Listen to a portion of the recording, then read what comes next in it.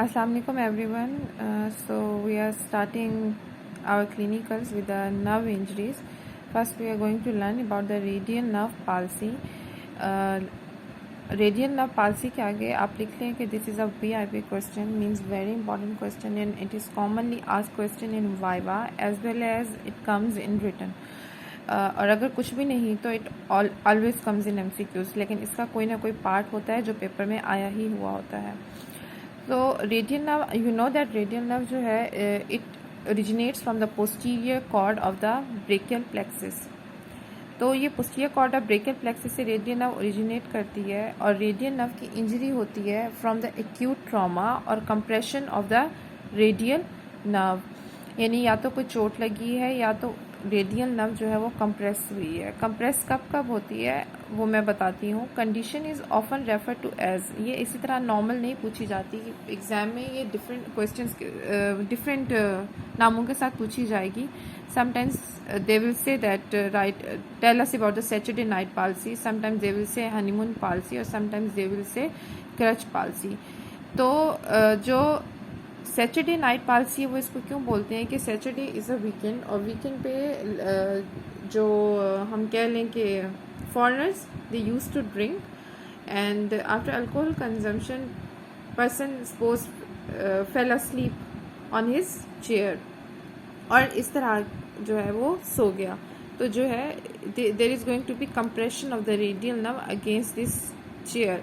तो this posture leads to the compression of the radial nerve. Or honeymoon palsy, if person sleeps on another person's or other individual's arm and for overnight, for a very long time like 6 to 8 hours or 5 to 6 hours, so it results in compressing the nerve. So that's why it is also known as honeymoon palsy. Other name is the crutch palsy. Crutch palsy because those person who walk with the support of the crutch, जो disable लोग होते हैं वो crutches की मदद से चलते हैं. तो वो भी कुछ इसी तरह होता है कि क्रच यहाँ पे बीच में जो है ये एक्जिला के आ रही होती है. तो कंप्रेशन होती है रेडियल नर्व की, और कंप्रेशन जो और nerve from the walking with the crutches it known as a crutch palsy. There are 3 names: Saturday night palsy, honeymoon palsy and crutch palsy. Now the question comes कि होता क्या है जब रेडियल नर्व की पाल्सी होती है. Radial nerve palsy results in the wrist drop. This is a classic example of the wrist drop. तो रेडियल नर्व पाल्सी के रिलेटेड जब भी MCQs आता है वो यही आता है कि what happens in radial nerve palsy. तो always tell that there is going to be wrist drop. Why wrist drop? Basically radial nerve is innovating all the extensors of the wrist and forearm, right. तो loss of extension हो जाएगा जब extensors ही damage, जब nerve की palsy हुई है तो वो जो सारे एक्सटेंसिव मसल्स को इनोवेट कर रही थी तो वो एक्सटेंसिव मसल्स भी कॉम्प्रोमाइज़ होंगे. तो लॉस हो जाएगा एक्सटेंशन फिंगर्स की, थंब की, रिस्ट की. तो ये क्या इस तरह फ्लेक्स पोजीशन में आ जाएगा. और दूसरा ये है कि नमनेस होगी over first dorsal interosseous muscle. इस रेडियल नर्व जो है वो लेटरली सप्लाई कर रही होती है और ये इन फिंगर्स को, लेटरल वाली फिंगर्स को सप्लाई कर रही होती है.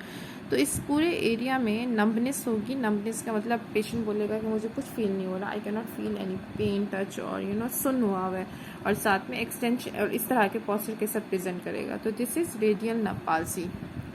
This is an other example radial nerve palsy. Radial nerve palsy हमने बोला कि या तो ट्रॉमा से होता है या कंप्रेशन से होता है. If there is a trauma, तो ट्रॉमा कुछ इस तरह से होता है. A radial nerve injury classically in trauma occurs by fractures involving the distal third of the humerus. So जब भी ह्यूमरल फ्रैक्चर होता है तो there is going to be radial nerve compromise. As we studied कि अगर surgical neck का fracture है तो एक्सिलरी नर्व की इंजरीज होती है, while in shaft fractures of the humerus there is going to be this wrist drop. तो trauma की एग्जाम्पल ये हो गई.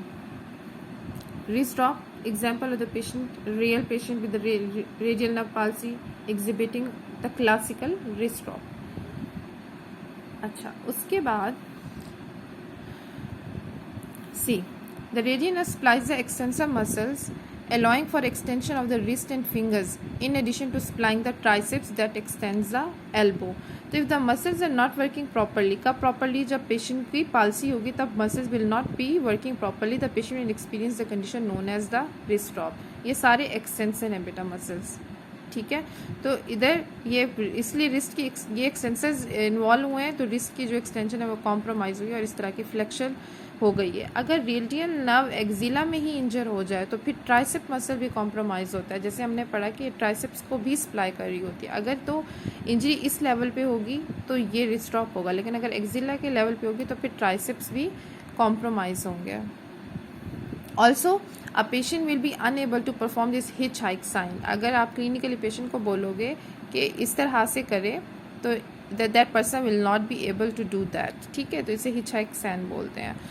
उसके बाद बेटा, if nerve is compressed at the axilla, the triceps muscles will be affected. Patient will not be able to extend the elbow in addition to wrist drop. तो पहले तो हम सिर्फ रिस्ट की बात कर रहे थे ना, अगर इस लेवल पे एक्सटेंड जो है रेडियल नर्व की कॉम्प्रेशन हो, बट अगर एक्सिला के लेवल पे होगी तो फिर एल्बो की भी एक्सटेंशन नहीं होगी, लॉस ऑफ एल्बो एक्सटेंशन।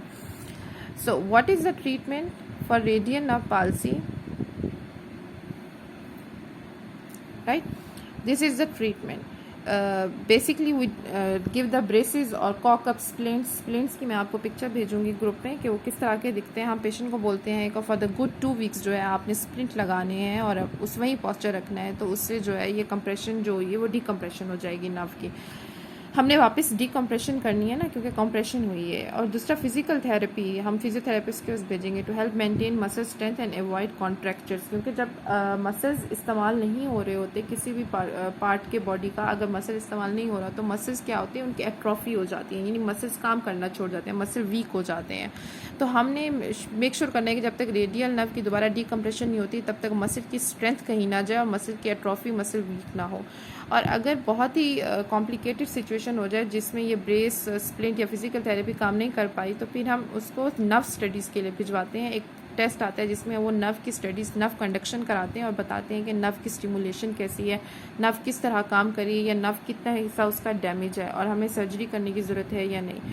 ठीक है, ये आपके लेवल की बात नहीं है, बस आपने ये पता होना चाहिए कि 3 वीक्स तक आपने पहले देना है चांस। रेडियल नर्व अगर डिकम्प्रेस हो जाए तो ठीक है, वरना 3 वीक्स के बाद जो है हमें EMG और नर्व स्टडीज़ करानी है।